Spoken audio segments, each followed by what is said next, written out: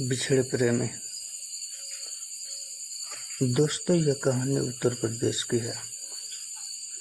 एक दिन मैं बस अड्डे पर खड़ा बस का इंतजार कर रहा था। बहुत देर हो चुकी थी। मैं राह देखे जा रहा था कि बस कब आएगी। इतने में मेरी नज़र एक मेरे ही तरफ आती हुई लड़की पर पड़ती है। वह लड़की कोई और नहीं, मेरे ही साथ सुबह से लेकर शाम तक रहने वाली मेरी गर्लफ्रेंड थी। वह आकर मेरे पास खड़ा हो जाती है और वो भी आने वाली बस का इंतज़ार करने लगती है। मेरे ही बगल में खड़े होकर वह कभी मुझसे नज़रें मिलाती तो कभी मुंह छुपाती। मैं भी बड़े आराम से देख रहा था कि आखिर करती क्या है।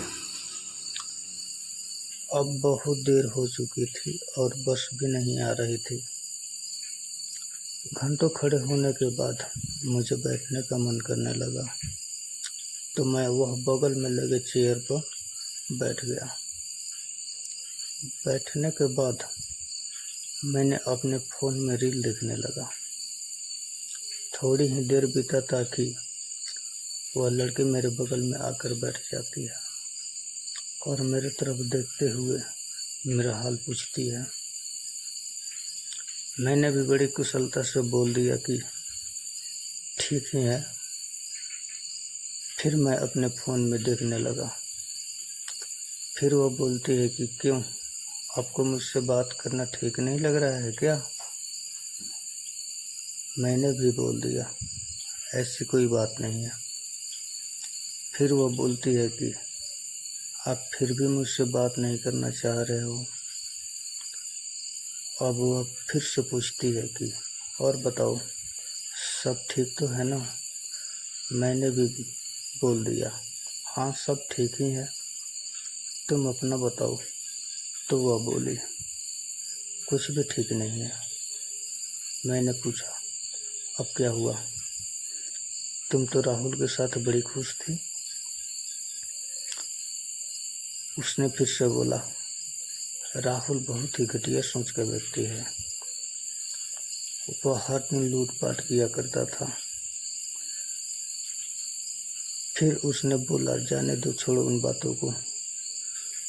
तुम अपने बारे में बताओ कि अब क्या कर रहे हो? मैंने बोला, कुछ खास नहीं, मैं तो उसी रास्ते पर चल रहा हूँ जिस रास्ते पर तुम मुझे अकेला छोड़ के चली गई थी।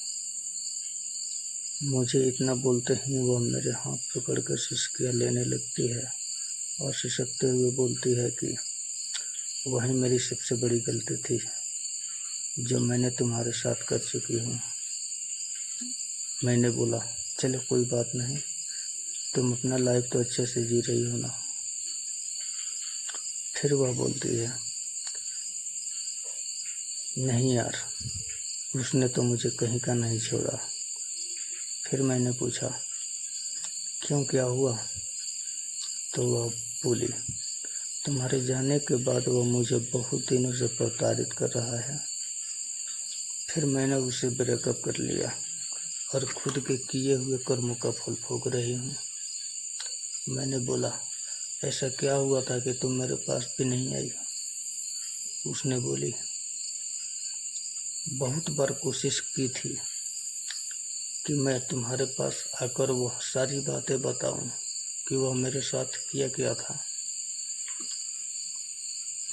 फिर मैं डर जाती थी। वह तुम्हारा रोता हुआ चेहरा मैं देख नहीं सकती थी। मैंने बोला, तुम तो जानती थी कि ना कि तुम्हारे बिना मैं अधूरा हूँ, फिर भी मुझे छोड़कर चली गई, तो अब दोबारा मेरे जख्मों पर नमक छिड़कने क्यों चली आई हो? फिर रोते हुए वह बोलती है कि तुम क्या जानो कि मेरे साथ हुआ क्या है। मैं हर दिन तुम्हारे बिना घुट घुट के जी ही हूँ। मैं ना कुछ कर पा रही हूँ, ना तुम्हें कुछ भुला पा रही हूँ। वह मेरे कुछ न्यू तस्वीरों से मुझे ब्लैकमेल कर रहा था, तुम्हें याद ही होगा कि हम लोग एक बार स्विमिंग पूल में नहाने सभी दोस्तों के साथ गए थे। वह वहीं मुझे कपड़ा बदलते हुए वीडियो रिकॉर्ड कर लिया था और मुझसे प्यार करने की ढोंग कर रहा था।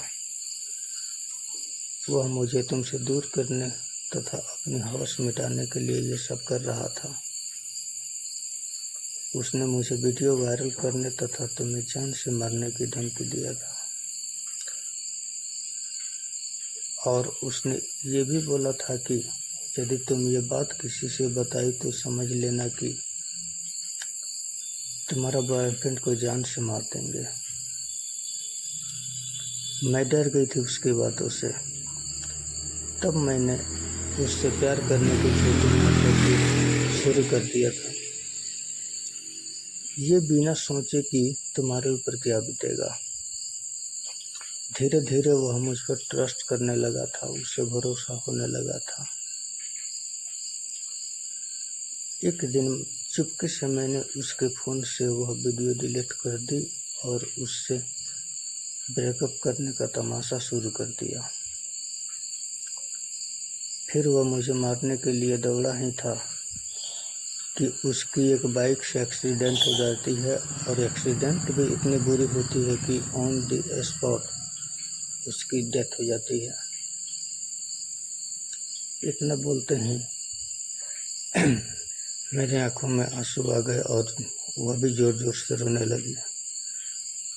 मेरा भी आंख भर गया था और सच तो ये भी था कि मैं भी उसके बिना रह नहीं पाया था कभी। न वो रह पाई थी मेरे बिना कभी। दोस्तों, कभी कभी वक्त इंसान से कुछ भी करवा देता है। इस तरह बड़ी ही चतुराई से उसने अपने बॉयफ्रेंड की जान और अपना प्राइवेट वीडियो वायरल होने से बचा ली। अतः हमें किसी भी परिस्थिति में सूझबूझ और साहस से काम लेना चाहिए। धन्यवाद। दोस्तों, अगर हमारी कहानी अच्छी लगी हो तो मेरे चैनल को सब्सक्राइब, लाइक और शेयर करना। धन्यवाद।